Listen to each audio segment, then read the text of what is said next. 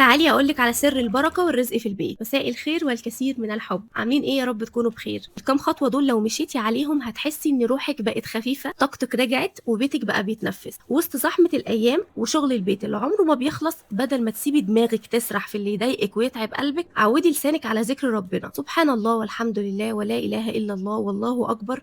الذكر مش بس عباده، ده طاقه نور بتدخل بيتك. صلي على النبي. كل ما تحسي انك تايهه صلي عليه، هتلاقي الامور بتتيسر بشكل غريب. استغفري كتير، كلنا بنغلط. الاستغفار بيشيل الهم وبيوسع الرزق وبيفتح ابواب ما كنتيش تتخيليها. خلي ده عاده عندك، وانت بترتبي وانت بتغسلي المواعين وانت بتحضري الاكل. احمدي ربنا على كل حاجه حتى لو كانت صغيره. نعمه الصحه، الستر، البيت، الاولاد، اللقمه اللي بتتاكل. وما تنسيش الصدقه حتى لو كانت 5 جنيه. البركه مش في كبر المبلغ، البركه في القلب اللي بيطلع. والصدقه دي بترد البلاء وتفتح ابواب رزق انت مش متوقعاها اصلا. شغلي سوره البقره في البيت. هي مش بس ايات، هي حمايه وراحه وتطهير.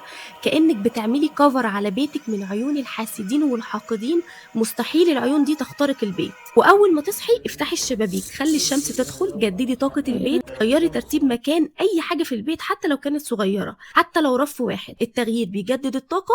البخور والمعطرات دول مش اختياري، دول اساسي عندي كل يوم. شيلي اي حاجه مكسوره او الكراكيب لانها بتسحب الطاقه. خلي نيتك دايما ان شغل البيت عباده وحب، مش حاجه مفروضه عليكي وخلاص. ومهما كان ضغط اليوم قولي يا رب دبر لي امري فاني لا احسن التدبير.